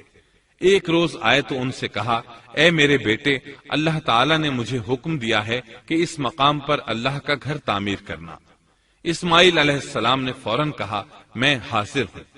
اس طرح انہوں نے کھدائی شروع کی۔ ایسے میں انہیں شیس علیہ السلام کی تعمیر کے آثار نظر آئے، انہوں نے اس پر تعمیر شروع کر دی۔ ایک روایت میں یہ بھی ہے کہ انہوں نے فرشتوں والی بنیادوں کے آثار بھی دیکھے۔ نبی کریم صلی اللہ علیہ وسلم کی جوانی کے دنوں میں جب مکے کے قریش نے کعبے کی تعمیر نئے سرے سے کی تو انہوں نے اس کی بنیادوں کو گہرا کرنا چاہا۔ وہ کھدائی کرتے ان سبز پتھروں تک پہنچ گئے جو پہاڑوں کی چوٹیوں کی طرح نظر آ رہے تھے۔ انہوں نے ان پتھروں کو نکالنا چاہا۔ ایک شخص نے کدال کے ذریعے ایک پتھر کو باہر نکالا تو اس کے نیچے سے اتنا نور نکلنے لگا کہ قریب تھا وہ شخص اندھا ہو جاتا۔ پھر پتھر خود بخود نیچے جا گرا اور اپنی جگہ پر جم گیا۔ اس کے بعد لوگوں نے ان پتھروں کو ہاتھ نہ لگایا اور تعمیر شروع کر دی۔ قرآن مجید میں تعمیر کعبہ اور بیت اللہ کا تذکرہ اس طرح آیا ہے، اور جب ہم نے بیت اللہ کے مکان میں ابراہیم کو جگہ دی اور فرمایا کہ میرے ساتھ شرک نہ کرنا اور میرے گھر کو طواف، قیام اور رکوع و سجود کرنے والوں کے لیے پاک رکھنا، اور فرمایا، بے شک لوگوں کے لیے جو پہلا گھر تعمیر کیا گیا ہے وہ مکہ میں ہے، وہ جہان والوں کے لیے برکت اور ہدایت کا ذریعہ ہے، اس میں واضح نشانیاں ہیں، مثلا مقام ابراہیم، تو جو کوئی حرم میں داخل ہوگا وہ امن میں آ جائے گا۔ اور فرمایا، اور یاد کرو اس وقت کو جب ابراہیم کو اس کے پروردگار نے کئی باتوں کے ذریعے آزمایا، وہ ان میں پورے اترے تو اللہ نے فرمایا، میں آپ کو تمام لوگوں کا امام بنا رہا ہوں۔ ابراہیم نے کہا، اے میرے رب، میری اولاد میں سے بھی امام بنائیے۔ جواب میں اللہ نے فرمایا، میرا امامت کا وعدہ ظالم لوگوں کے لیے نہیں ہے۔ اور اس وقت کو یاد کرو جب ہم نے بیت اللہ کو ثواب اور امن کی جگہ بنا دیا اور لوگوں نے مقام ابراہیم کو جائے نماز بنا لیا۔ ہم نے ابراہیم کو حکم دیا کہ میرے گھر کو طواف، اعتکاف، رکوع اور سجود کے لیے پاک رکھو، اور وہ وقت بھی یاد رکھو جب ابراہیم نے دعا کی، اے پروردگار، اس شہر کو امن والا بنا دے اور اس کے مومن بندوں کو پھلوں کا رزق عطا کر۔ اللہ تعالیٰ نے فرمایا، میں کافروں کو بھی تھوڑا فائدہ دوں گا، پھر انہیں آگ کے عذاب کی طرف بے بس کر دوں گا، یہ پہنچنے کی جگہ بری ہے۔ اور وہ وقت یاد کرو جب ابراہیم اور اسماعیل بیت اللہ کی بنیادوں کو بلند کر رہے تھے اور دعا مانگ رہے تھے، اے ہمارے رب، ہماری محنت کو قبول فرما، تو دعا کو سننے والا، جاننے والا ہے، اور ہمیں اپنا فرما بردار بنا، ہماری اولاد میں سے بھی ایک فرمانبردار گروہ بنا اور ہمیں عبادت کا طریقہ سکھا اور ہم پر رجوع فرما، کیونکہ تو ہی توبہ قبول کرنے اور راہ فرمانے والا ہے۔ اے ہمارے رب، ان لوگوں میں انہی میں سے ایک رسول بھیج جو ان پر تیری آیات کی تلاوت کرے اور انہیں کتاب و حکمت سکھائے، انہیں پاک کرے، یقیناً تو غالب حکمت والا ہے۔ تعمیر کے دوران جب ابراہیم علیہ السلام اس مقام تک پہنچے جہاں آج حجر اسود ہے تو اللہ تعالیٰ نے جنت سے ایک پتھر بھیجا۔ جب دیواریں انسانی قد کے برابر ہو گئیں تو اسماعیل علیہ السلام ایک پتھر لے آئے۔ اب ابراہیم علیہ السلام اس پتھر پر کھڑے ہوئے، وہ ننگے پاؤں تھے۔ اسی وقت پتھر پگھل گیا، ان کے پاؤں اس کے اندر کسی قدر دھنس گئے، پتھر پر ان کے پیروں کے نشانات آ گئے۔ اسی پتھر کو آج مقام ابراہیم کہا جاتا ہے۔ پہلے یہ پتھر بیت اللہ کی دیواروں کے ساتھ رکھا گیا تھا۔ جب لوگ طواف کے لیے آتے تو سیدنا ابراہیم کے پیروں کے نشانات دیکھنے کے لیے یہاں ہجوم ہو جاتا۔ اس طرح طواف کرنے والوں کو دقت کا سامنا ہوتا۔ سیدنا عمر رضی اللہ عنہ نے صحابہ کرام کے مشورے سے اس پتھر کو اس جگہ سے قدرے ہٹا کر نماز کی صفوں کے قریب کر دیا تاکہ طواف کرنے والوں کو دقت نہ ہو۔ یہ مقام بہت مقدس ہے۔ اللہ نے فرمایا ہے، تم مقام ابراہیم کو جائے نماز مقرر کر لو۔ مقام ابراہیم کے قریب اس کے پیچھے ہو کر نماز پڑھنے کا موقع مل جائے تو لازماً وہاں 2 رکعت ادا کیا کرو۔ موقع نہ ملے تو پھر پوری مسجد حرام میں طواف سے فراغت والی 2 رکعت پڑھ لیا کرو۔ اس طرح کعبہ تعمیر ہوا۔ تب نیا حکم آیا، لوگوں میں جو استطاعت رکھے اس پر اللہ کے لیے حج بیت اللہ فرض ہے، اور جو شخص جان بوجھ کر اعراض کرے تو اللہ جہانوں سے بے نیاز ہے اور اسے اس کی کوئی پرواہ نہیں۔ ادھر ابراہیم علیہ السلام کو اللہ تعالی کی طرف سے اشارہ ہوا، لوگوں میں حج کا اعلان کر دیں۔ ابراہیم علیہ السلام کہنے لگے، اللہ، میری آواز بھلا کس کس تک پہنچے گی؟ جواب آیا، آپ کے ذمے آواز لگانا ہے، پہنچانا ہمارا کام ہے۔ چنانچہ آپ عرفات کے ایک پہاڑ پر چڑھے اور آواز لگائی، لوگو، بیت الحرام کا حج کرو۔ اللہ تعالیٰ نے معجزانہ طور پر یہ آواز تمام انسانوں تک پہنچا دی، خواہ وہ پیدا ہوئے تھے یا نہیں۔ دوسرا معجزہ یہ ہوا کہ اللہ نے بیت اللہ اور اس کے حج کی محبت لوگوں کے دلوں میں ڈال دی۔ اللہ نے فرمایا، اور آپ لوگوں میں حج کا اعلان کر دیں، وہ آپ کی طرف پیدل بھی آئیں گے اور دبلے پتلے اونٹوں پر بھی دور دور سے آئیں گے۔ اس طرح لوگ پیدل اور سوار ہو کر کثرت سے حج کے لیے آنے لگے اور یہ ویران علاقہ آباد ہونے لگا۔ یہ تھے حالات اور واقعات ابراہیم علیہ السلام کے۔ آپ نے 175 سال کی عمر میں وفات پائی۔ آپ سے پہلے سیدہ ہاجرہ علیہ السلام نے وفات پائی اور ان کی وفات سے کچھ ہی عرصہ بعد سیدہ سارہ علیہ السلام 127 سال کی عمر میں فوت ہو گئیں۔ ان دونوں کی وفات کے بعد آپ غمگین رہنے لگے۔ آخر اتنی مدت تک ساتھ رہا تھا۔ آپ خلیل الرحمن تھے، آپ پر صحیفے بھی نازل ہوئے، آپ اللہ کے بے حد شکر گزار تھے۔